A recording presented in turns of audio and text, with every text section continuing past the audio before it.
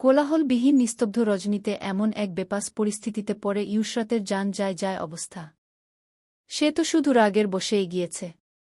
এখন ইচ্ছে করছে নিজের মাথা নিজে বাড়ি মেরে ফাটাতে। ফারহান ইউসরাতের হাতটা তার শক্ত পুরুষালী হাতে দ্বারা পেছনে নিয়ে মুছড়ে চেপে ধরল। আমার হাত! ব্যথায় ইউসরাত ছটফট করছে। ফারহান তাকে টেনে একটু কাছে নিল। তারপর কণ্ঠ শীতল করে বলে, বাহত ভালোই তো, বিয়ে হয়েছে একদিন হয়নি, এখনই বিধবা হওয়ার শখ জেগেছে। একটা কাজ করলে কেমন হয় বলতো? ভাইয়া হাতছা। হুস, আগে আমার উত্তর চাই। বল একটা কাজ করলে কেমন হয়? ইউসরাত দাঁতে দাঁত চেপে ব্যথা সহ্য করছে। ব্যথার চোটে চেহারা নীল হয়ে এসেছে। কি? তার কি বলতে দেরি, কিন্তু ফারহানের উত্তর করতে দেরি হয় না। ভাবছি তোর কষ্ট কমিয়ে দেব। হাতটা ভেঙে গলায় ঝুলিয়ে দিই। তাহলে আর কষ্ট করে হাত নাড়াতে হবে না, না তো এর অপব্যবহার হবে। কি বলিস? দিবে না কি? ইউসরাত ভয়ে আতকে উঠে। সাদ ভাইয়াই, আমি না তোমার লক্ষ্মী বোন, প্লিজ ছেড়ে দাও। আমার তো আর বোন প্রয়োজন নাই। একটা গুলুমুলু বোন আমার এমনিতেই আছে। অন্য কিছু হলে এক কথা ছিল, কিন্তু তুমি তো সেটার লায়ক না। ভাই প্লিজ ছাড়। আর কোনো দিন এমন করব না। তোমার সব কথা শুনব। তোমার সব কাজ করে দিব, তারপরও ছাড়। ব্যথায় মরে যাচ্ছি। ফারহান এবার আরাম করে বসে মুছড়ানো থেকে হাতটা হালকা করে ধরে। ঠিক আছে, তুই যদি আমার সব কথা শুনে চলতে চাস তো ভেবে দেখব। ইউসরাত হড়বড়িয়ে উঠে। শুনব, সব শুনব। এখন ছাড়। ফারহান ছেড়ে দেয়। ওকে, ছেড়ে দিলাম। এখন ভোরের আলো ফোটা পর্যন্ত আমার পা টিপে দিবি। খুব সুন্দর করে। কোনো নড়চড় যেন না হয়। ইউসরাত চেহারায় অসহায় ভাব। ফারহানের তীক্ষ্ণ দৃষ্টি দেখে তাড়াতাড়ি টেপা শুরু করে। ফারহান আড়ালে মুচকি হাসে। ভোরের দিকে ঘুম ভেঙে গেলে পা নাড়াতে গেলে ব্যথায় টনটন করে উঠে। পায়ের উপর ভারী কিছু পড়ে আছে।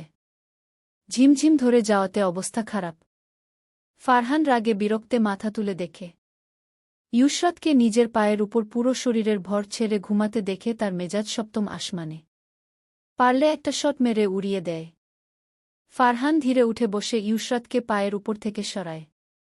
পা নেড়েচেড়ে রক্ত চলাচল ঠিক করে। তারপর উঠে ড্রেসিং টেবিলের ড্রয়ার খুলে কিছু নিয়ে ইউসরাতের পাশে বসে হালকা আলোতে কিছু সময় তাকিয়ে থেকে নিজের কাজ শুরু করে। গালে হালকা শীতল অনুভূতি হওয়াতে ইউসরাত ঘুমের মাঝে নড়ে উঠে। আবার গভীর শ্বাস ফেলা শুরু করলে হাতে ঠান্ডা ঠান্ডা অনুভব হয়। ইউসরাত ঘুমের মাঝে চোখ কুঁচকে নেয়। ফট করে সামনে কিছু একটা চেপে ধরে ঘুম কণ্ঠে বলে, শালা বেকুব, চোর, তোকে বস্তায় ভরে পেটাবো। ফারহানের চোখ কোটর থেকে বেরিয়ে আসার জোগায়। স্টুপিড! ঘুমিয়ে ঘুমিয়েও জ্বালাচ্ছে। তারপর গলা পর্যন্ত চাদর টেনে দিয়ে সরে পড়ে। কারো গরম প্রশ্বাস চোখে মুখে আঁচড়ে পড়ছে। মুখে কেমন সুরসুরি লাগছে। ইউসরাতের ঘুম হালকা হয়ে গেছে। সে পিটপিট করে চোখ মেলে তাকায়। বাহিরে সূর্য উঠেছে। তার রশ্মি রুমেও আসছে। চোখের সামনে কালো কালো কিছু দেখে তার ভ্রু কুঁচকে যায়। হঠাৎ মস্তিষ্ক সচল হতেই মুখের সামনে চাপ দাড়ি যুক্ত পুরুষ চেহারা দেখে সে বিচলিত হয়ে চিৎকার করে উঠে বসে। আয়া! ফারহান ধরপড়িয়ে উঠে বসে। কি হয়েছে তা ধাতস্থ হতে সময় লাগে। ইউসরাত ভয় চোখে তার দিকে তাকিয়ে আছে। ফারহান মুখ খোলার আগেই সে চাদর দিয়ে মুখ ঢেকে নেয়। সরি ভাইয়া। ফারহান কটমট করে বলে। অসভ্য! এভাবে চিৎকার করলি কেন? ইউসরাত চাদর থেকে মুখ বের করে। আসলে ঘুম ভেঙে তোমার চেহারা দেখে ভয় পেয়েছিলাম। তোকে কে বলেছে আমার চেহারা দেখতে? আমার চেহারা কদাকার যে তুই ভয় পাবি? ইউসরাত কাছুমাছু করে বলে। দেখ ভাইয়া, আমি সব সময় একা ঘুমাই। সেখানে ঘুম ভেঙে যদি দেখি পাশে মুখে দাড়িওয়ালা একটা বেডা মানুষ শুয়ে আছে, তাহলে কি ভয় পাওয়া স্বাভাবিক নয়? তুমি হলে কি করতে? ধর, তুমি মেয়ে, আমার মতো পিওর সিঙ্গেল। এখন ঘুম থেকে উঠে দেখলে তোমার পাশে একটা বেডা শুয়ে আছে, তখন কি করতে? চিৎকার না করে নাচতে নাকি? ফারহান দাঁতে দাঁত চেপে বলে। বেয়াদব, তোকে এখন বস্তায় ভরে পেটাব। তখন তিরিং-বিরিং নাচিস। ফারহান তার দিকে আগানোর আগেই ইউসরাত নিজের গায়ের চাদর তার মাথায় পেঁচিয়ে দিয়ে এক দৌড়ে পালিয়েছে। দরজা খোলা থাকাতে কোনো বাধা পড়েনি। তার কদম থামল নিজের ঘরে গিয়ে।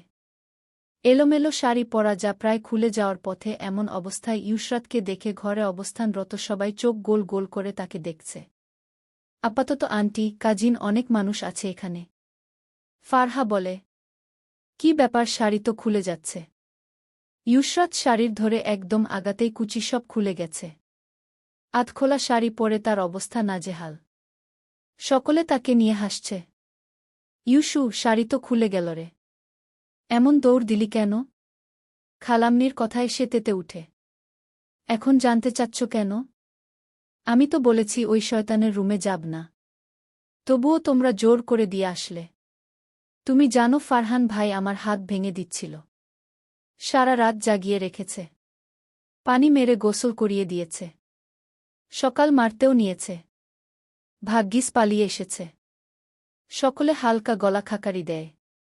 কেউ কিছু বলার আগে ইউসরাত ফুপাত দাদু আম্বিয়া বিলাপ করে উঠে। হায় হায়, চেরিয়ে কয় কি, সোয়ামীরে কেডা ভাই ডাকে?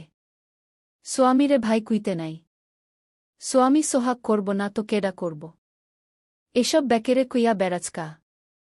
ইউসরাত চোখ বড় বড় করে তাকিয়ে আছে। সোহাগ করব মানে? ভাবতেই তার মুখ থেকে ছি বের হয়। সুন্দরী, বেশি বকলে তোমারে ওর কাছে বিয়ে দিয়ে দিব, তখন বেশি করে সোহাগ করবে। সে আমার ভাই, দুলাভাই। তুমি কিভাবে এসব বল? আম্বিয়া বেগমের বয়স ৮০-র বেশি। উচ্চতা তেমন নয়, কিন্তু গায়ের রং ধপধপে সাদা। বয়সের সাথে চামড়া কুঁচকে, চুল সব পেকে গেছে, অথচ গায়ের রং এখনও অম্লিন। অতিরিক্ত সৌন্দর্যের জন্য ইউসরাত, সিরাত তাকে সুন্দরী ডাকে। গোলাম রব্বানীর বাবা মা বেঁচে নেই, তাই সুযোগ পেলেই বৃদ্ধা ফুপিকে নিজের কাছে নিয়ে আসে। তিনি পান খাওয়া লাল ঠোঁট নেড়ে বলে, চেরিয়ে কই কিরে? যেমনেই হোক তার লগে তোর বিয়া ওইছে। হ্যাতে ওহন তোর সোয়ামী। সোয়ামীরে দুলাভাই ডাকবি না, বেশি বেশি সোহাগ করবি। সবার হাসির তোরে টিকতে না পেরে ইউসরাত কোনো রকম শাড়ি গুছিয়ে ওয়াশরুম গিয়ে ঢুকে। লজ্জায় তার নাক কান লাল হয়ে গেছে। কান দিয়ে মনে হচ্ছে ধোঁয়া বের হচ্ছে। সোয়ামী, সোহাগ, ছি। সকালে নাস্তা শেষ, গোটা প্রায় ১২ ঘণ্টা পর মারিয়াত বেগম ফোন হাতে নেন। ছেলের ৩০ কল। এত ঝামেলার মধ্যে কাল তাকে আর কল করা হয়নি। ঘুম থেকে উঠার পরও ব্যস্ত হয়ে গিয়েছিল। তিনি ছেলেকে কল লাগান। হ্যালো মা, আমি তোমাকে কতগুলা কল দিলাম, কিন্তু তুমি লাপাত্তা। বাবাকে, বনুদের এবং সাদকেও কল দিয়েছি, তারাও তুলেনি। সবাই কি করেছিলে বলো তো? আমি কি বলিনি বিয়ে পড়ানোর সময় আমাকে কলে রাখতে? নাকি দূরে আছি বলে প্রয়োজন মনে হয়নি? কল তুলেই একদমে সব বলে থামে রনি। অপর পক্ষকে কিছু বলার সুযোগ দেয়নি। মারিয়াত বেগম লম্বা দম নিয়ে ছেলেকে সব খুলে বলে। ওহো মা, সিরাত পালিয়েছে বুঝলাম। তাই বলে যোগ জিজ্ঞাসা ছাড়া রাতের বিয়ে দিয়ে দিবে? তোমাদের আমার মতামত জানার প্রয়োজন ছিল না। রাতের সাথে আমি আমার বন্ধু সাজ্জাদের বিয়ে ঠিক করে রেখেছিলাম। এখন তাকে কি জবাব দিব? বন্ধুর সাথে বিয়ে ঠিক করেছ মানে কি? তুমি তো কখনো বলনি। তাছাড়া বিয়ের ব্যাপারে সিদ্ধান্ত তোমার বাবা আর ফারহান নিয়েছে, এতে আমার হাত নেই। রনির আগে দুঃখে কল কেটে দিয়েছে। হাতের ফোনটা দিয়ে নিজের কপালে কয়েকটা বাড়ি দেয়। সবে বিজনেস শুরু করেছে ১ বছর। এখনও পুরোপুরি স্ট্যান্ড হয়নি, তার আগেই শেষ। সাজ্জাদ তার ভার্সিটি ফ্রেন্ড। ইউসরাতের জন্য পাগল সে। তার বাবার কোম্পানির সাথে শেয়ারে আছে সে। টার্ম বি কোম্পানি নিউ ইয়র্কের ৩য় বৃহত্তম হার্ডওয়্যার কোম্পানি। কোম্পানির ওনার সাজ্জাদের বাবা। সেখানে তাকে শেয়ারে রাখা হয়েছে শুধু সাজ্জাদের জন্য। এখন সাজ্জাদের সাথেই যদি সম্পর্ক ভালো না থাকে তাহলে কোম্পানিতে যে থাকা হবে না তা নিশ্চিত। রনি ইউসরাত, সিরাতের একমাত্র ভাই। ফারহান থেকে ২ বছরের বড় সে। আপাতত নিউ ইয়র্ক আছে। ঢাকা বিশ্ববিদ্যালয় থেকে পদার্থ বিজ্ঞানে অনার্স করে ফুল স্কলারশিপে উচ্চতর ডিগ্রি নিতে তার নিউ ইয়র্ক যাওয়া। তার বাংলাদেশ অপছন্দ, তাই আমেরিকা স্যাটেল হওয়া একমাত্র লক্ষ্য। ফারহান বিনা শব্দে এসে ইউসরাতের রুমে ঢুকে। তখন তার মাথায় চাদর পেঁচিয়ে পালিয়েছে। ফারহান সে শোধ তোলার জন্য সুযোগের অপেক্ষায় ছিল। কিন্তু একা পায়নি, তাই শোধ তোলা হয়নি। রুমে আপাতত কেউ নেই, এখনই সুযোগ। ইউসরাত গোসল করে ওয়াশরুম থেকে বেরিয়েছে। তাকে গোসল না করতে দেখে আম্বিয়া বেগম যে হাদিস দিল না করে উপায় ছিল না। শাড়িটা হাতে, গায়ে শুধু ব্লাউজ আর পেটিকোট। ভেজা শরীর থেকে পানি পড়ে সব ভিজে যাচ্ছে। দরজা লক, তাই নিশ্চিন্তে বেরিয়েছে। পায়ের শব্দে ফারহান পেছন ফিরে। ইউসরাত তাকে দেখি ফ্রিজ হয়ে গেছে। কি করবে মাথাও করছে না। ফারহান বড় বড় চোখে তার পা থেকে চুল পর্যন্ত একবার স্ক্যান করে। ফারহান দৌড়ে এসে ইউসরাতের মুখ চেপে ধরে। বাবাকে নরম হতে দেখে ইউসরাত এবার আরও আশকারা পায়। গোলাম রব্বানী না পেরে এবার ফারহানকে ইশারা করে। ফারহান এগিয়ে এসে সবার সামনে ইউসরাতকে পাজা কোলে তুলে নেয়। রেডে হওয়া ছাড়াই যেভাবে ছিল ওভাবেই নিয়ে যেতে থাকে। সবাই হতভম্ব হয়ে গেছে। গোলাম রব্বানীও শক। তিনি ইশারা দিয়েছেন ধমকে নেওয়ার জন্য, কিন্তু কোলে তুলে নিবে সেটা ভাবেনি। ইউসরাত লজ্জায় লাফাচ্ছে নামার জন্য। ছি, এভাবে বাবার সামনে কোলে নিয়ে নিল। ফারহান ধূপধাপ পা ফেলে সিঁড়ি দিয়ে নামছে। সাদ ভাই, ছাড়ুন, আমি নিজেই নামব। রাত, বেশি কথা বলো না। সাদ ভাই, এটা হয় না। সব হবে রাত, আগে তো বাড়ি চলো। ছি ছি সাদ ভাই, আপনি এত খারাপ।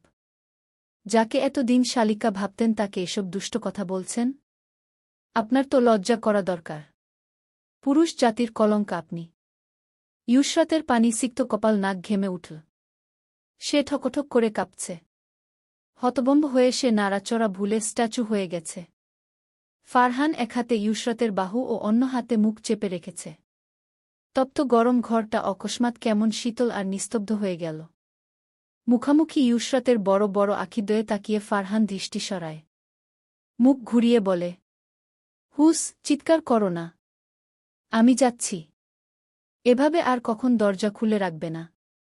কথা শেষ করে ফারহান কোনো দিকে না তাকিয়ে বড় বড় কদম ফেলে ঘূর্ণিবেগে বেরিয়ে গেল। বাহির থেকে ঠাস করে দরজা বন্ধ করে তাতে পিঠ ঠেকিয়ে শরীরের ভর ছেড়ে বড় বড় শ্বাস ফেলছে। কি এক অপ্রীতিকর অবস্থা। ফারহান শেষে বুকে হাত রেখে এক দীর্ঘশ্বাস টেনে নিয়ে বদ্ধ দরজার দিকে এক পলক তাকিয়ে সামনে আগায়। হৃদপিণ্ড এখন তীব্র বেগে লাফাচ্ছে। দুপুর ফেরিয়ে যাচ্ছে, অথচ ইউসরাতের খেতে আসার খবর নাই। সকালের সে ঘটনার পর ফারহান, ইউসরাত কেউ ভুলেও কারো সামনে আসছে না। ইউসরাত জীবনে প্রথম এমন বিশ্রী পরিস্থিতিতে পড়েছে। লজ্জার থেকে তার বেশি অস্বস্তি হচ্ছে। সে আর রুম থেকেই বের হয়নি। বেঁচে থাকতে সে আর কখন ফারহানের সামনে যাবে না, এমন প্রতিজ্ঞাও নেয়া শেষ। গোলাম রব্বানী ফারহাকে পাঠিয়েছিল, কিন্তু সে একাই ফিরে এসেছে। না পেরে মারিয়াত বেগম নিজে গেল। ইউসু, এসব কেমন আচরণ? তোমাকে কতবার ডাকা হয়েছে? এভাবে মেহমানদের সামনে তামাশা না করলে ভালো লাগে না, না? তোমার জন্য রুনা আপা কথা শোনাতে সুযোগ পাচ্ছে। হুট করে কানের পাশের শব্দ হওয়াতে ইউসরাত চমকে উঠল। হাতের ফোনটা নাক বরাবর পড়ল। সে নাক চেপে বিরক্তি চোখে মায়ের দিকে তাকিয়ে উঠে বসল। আম্মু, আমি সবার সাথে খাব না। আমার কিছুতেই সেখানে যাওয়া সম্ভব না। তুমি চলে যাও, আমি পরে খাব। আশ্চর্য, সবার সাথে খেতে কি সমস্যা? উফ, পুরুষদের সামনে যাওয়া সম্ভব না? কি যাতা বলছ? গেস্ট তো বেশিরভাগ চলেই গেল। তাছাড়া টেবিলে এখন পুরুষ শুধু তোমার বাবা, আঙ্কেল এবং ফারহানি আছে। বাহিরের কেউ তো নেন। ইউসরাত মনে মনে বলে, ওই তো বড় সমস্যা। না, মারিয়াত বেগম বকে ধমকেও তাকে আনতে পারেনি। পুরোটা সময় ফারহান নির্বিকার ছিল। ইউসরাত না আসাতে তার উপকারী হয়েছে। তার সাথে এখন সাক্ষাৎ হওয়াটা অস্বস্তির। সে কোনো কথা না বলে খাওয়া শেষ করে। বিকেল না ফেরোতেই নতুন ঝামেলা শুরু। ইউসরাতকে এখন ফারহানের সাথে শাহবাগ যেতে হবে। সেখানে তাদের বাড়ি। তাকে ব্যাগপত্র গুছিয়ে রেডি হতে বলল। কিন্তু সে তা না করে কান্নাকাটি জুড়িয়ে দিয়েছে। গোলাম রব্বানীর বাসা সাভারে। গ্রামের বাড়ি মধুপুর। বাচ্চাদের পড়াশোনা আর কর্মসূত্রে বেশিরভাগ সময় কেটেছে সাভারে। তিনি বর্তমানে জাহাঙ্গীরনগর বিশ্ববিদ্যালয়ে অর্থনীতি বিভাগের অধ্যাপক। 10 বছর হল বাড়ি করেছেন। তার আগে কোয়ার্টারে ছিল 3 বছর পিএইচডি এর জন্য বাহিরে, আর ভার্সিটি লাইফে হলে থাকা ছাড়া 12 বছর থেকে ফারহানও মামার সাথে বেশি ছিল। কিন্তু এখন তার কর্মসূত্রে নিজ বাসা ফিরতেই হচ্ছে। তাছাড়া মামাতো বোন বিয়ে করে মামা বাসায় থাকাটা তার কাছে দৃষ্টিকটুও বটে। যতই মামা পিতৃতুল্য হোক না কেন, পাশাপাশি থাকতে রাজি হলেও একেবারে মামা বাড়ি পার্মানেন্ট হতে সে অনিচ্ছুক। খালাম্নি, আমি যাব না। 7 ভাইয়ের সাথে আমার যাওয়া সম্ভব না। তোমরা এভাবে ইচ্ছের বিরুদ্ধে সব চাপিয়ে দিতে পারো না। কেঁদে কেটে ইউসরাতের অবস্থা খারাপ। 2 দিন থেকে এভাবে ইচ্ছের বিরুদ্ধে কাজ করে সে এখন ক্লান্ত। সাদিয়া খুব অসহায় বোধ করছেন। একদিকে মারিয়াত বেগম কাঁদছে ইউসরাতকে যেতে দিবে না বলে। তার কথা বিয়ে হয়েছে ভালো, কিন্তু মেয়ে তার কাছে থাকবে না, হয় সে একা হয়ে যাবে। অপরদিকে ইউসরাত কাঁদছে, সে কিছুতেই সাদের সাথে যাবে না। রনির আগে সবাইকে ব্লক মেরে বসে আছে, আর এদের জাতাকল পরে পিষ্ট সাদিয়া। তার ভাইরা বাহিরে স্যাটেল। গোলাম রব্বানী পরিবারের ঘনিষ্ঠ আর মান্য বলতে সেই আছে। তিনি একবার বোন তো একবার ভাগ্নিকে বোঝাচ্ছেন। ফারহান বড় করে শ্বাস ছাড়ে। বেলা গড়াচ্ছে, অথচ এদের সামলানো যাচ্ছে না। সাদিয়া ইউসরাতকে বলে, ইউসু, আমার কথা শোনো, তুই তো হলেই থাকিস। এখন না হয় তার পরিবর্তে ফারহানদের বাসায় থাকলি। এতে তো সমস্যা হওয়ার কথা না। পরিচিতদের মাঝে থাকলে আরও ভালো। এটাই তো বড় সমস্যা খালাম্নি। আমি তো মনে মনে ভাইয়াকে দুলাভাই ভাবতে শুরু করেছিলাম। সেটা এখন মনে পার্মানেন্ট হয়ে গেছে। সেখানে বর ভাব আসবে না। তুমি জানো না ভাইয়া আমাকে সেখানে নিয়ে শাস্তি দিবে। ফারহান বিস্ময়ে হতভম্ব হয়ে চেয়ে আছি। সাদিয়া একবার তার দিকে তাকিয়ে বলে, দেখ, ভুলভাল বকিস না। আমি সবাই জানি ফারহান কেমন। তুমি কিছুই জানো না। 7 ভাইয়ের পেটে পেটে শয়তান। উনি আমাকে কাল রুম থেকে টেনে হিঁচড়ে বের করে দিয়েছে। সারারাত আমাকে দিয়ে পাটি পিয়েছে। হাতও মুচড়ে দিয়েছে। কাঁচতে কাঁচতে কথা শেষ করে হাত নাড়ায়। কিন্তু না, ব্যথা তেমন নেই। কাল খুব ব্যথা থাকলেও সে মলম লাগাতে পারেনি। তাহলে ব্যথা কমল কিভাবে? প্রশ্নটা মাথায় আসলেও তা নিয়ে এখন ভাবার সময় নেই। ফারহান, সাদিয়া দুজনই চোখ বড় বড় করে একে অপরের দিকে তাকায়। ফারহান রাগে কাঁপছে। এভাবে কেউ হাটে হাড়ি ভাঙে? ফারহা অবাক হয়ে ভাইকে দেখছে। কিছুক্ষণ থেমে আবার বলে, এভাবে কি আদৌ বিয়ে হয়? হলুদ নাই, মেহেদি নাই, কোনো বিয়ের সাজও নাই। ব্যাস মন চাইল আর সিদ্ধান্ত নিয়ে নিলে। সাদিয়া রেগে যান। সব প্যাচ তো তুইই লাগালি। তাহলে এমন করার মানে কি? ইউসরাত চুপ করে আছে। সাদিয়া অপরাগ। চাচি বিরক্ত হয়ে বলে, মাগো মা, এসব রংতামাশা আর নেওয়া যাচ্ছে না। এটা বিয়ে হচ্ছে না, নাটক হচ্ছে, তাই বুঝে আসে না। পুরো সম্পর্কটাকে 2 বোন তামাশা বানিয়ে ছাড়ল। আমি ভাই আর এক মুহূর্ত এখানে থাকছি না। সাদিয়া, ইউসরাত উভয় অপমান বোধ করছে। চেহারা থমথমে। ফারহান পরিস্থিতি সামলাতে চাচিদের পাঠিয়ে দিচ্ছে। সব কিছুর মধ্যে এভাবে তাকে মানতে ইউসরাতের সমস্যা হবে, এটা স্বাভাবিকই। চাচ্চু, তুমি চাচি আর বনুদের নিয়ে যাও, আমি পরে রাতকে নিয়ে আসছি। সালমান সাহেব সম্মতি দেয়। ফারহা ভাইয়ের সাথে থেকে যায়। সাদিয়া বোনের রুমের উদ্দেশ্যে পা বাড়ায়। আপা, তুমি এমন করছো কেন?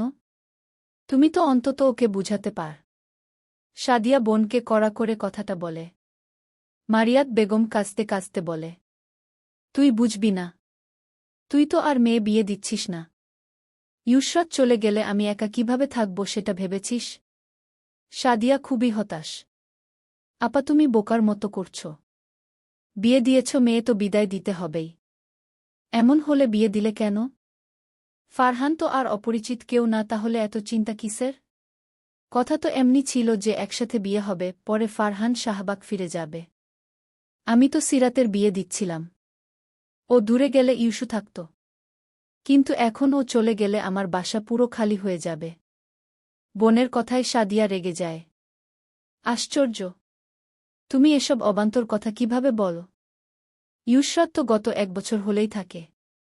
বরং সিরাত ছিল তোমার সাথে। তাকে বিদায় দিতে কষ্ট হওয়ার কথা। আপা তুমি এমন করতে থাকলে ও কিছুতেই যাবে না। কিন্তু মারিয়াত বেগম মানতে নারাজ। ছেলে দেশে ফিরে কি না ঠিক নাই। তিনি নিঃসঙ্গ কিভাবে কাটাবেন? গোলাম রব্বানী নরম হয়ে স্ত্রীর মাথায় হাত রাখে। মারিয়াত আমার কথা শুনো। তুমি এমন আচরণ করলে ফারহান কি ভাববে? তুমি কথা বলো না। সব কিছুর জন্য তুমিই দায়ী। ফারহান এখানে থেকে গেলে কি সমস্যা? কি বোকামো করছো তুমি? ও ভার্সিটি জয়েন করেছে এখনো মাস হয়নি। চাইলেই তো ছুটি নেওয়া যায়। আমরা ওকে না বুঝলে কিভাবে হবে?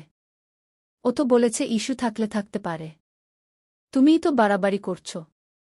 আমাকে সরিয়ে 10 মিনিট কি যুক্তি করলে? মারিয়াত এবার বেশি করছো।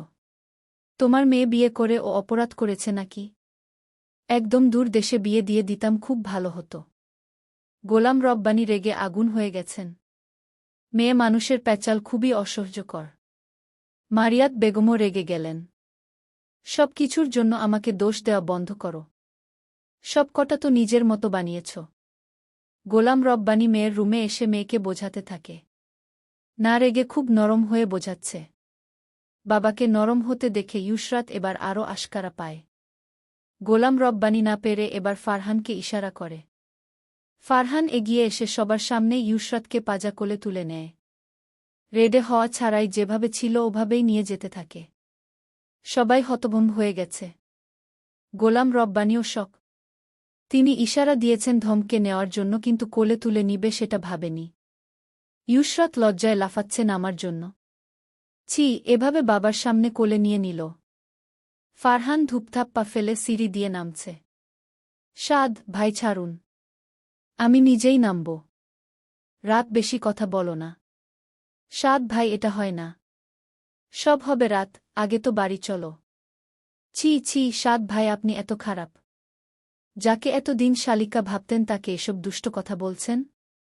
আপনার তো লজ্জা করা দরকার। পুরুষ জাতির কলঙ্ক আপনি। বেফাস কথায় সিঁড়ি মধ্যে ফারহান আটকে গেল।